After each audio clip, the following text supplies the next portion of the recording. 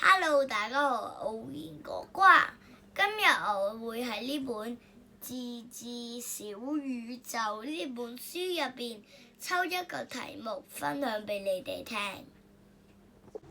早，一根十字架孤零零的立在那裡，太陽走過來，停在上頭。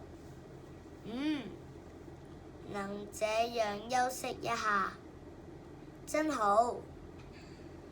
一根十字架興奮的立在那裡，日子經過，停在上頭。能這樣停一停，真好。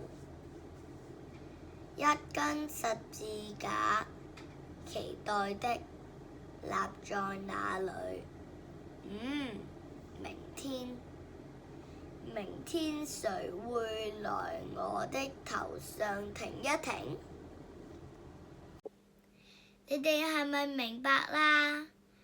下次見，拜拜。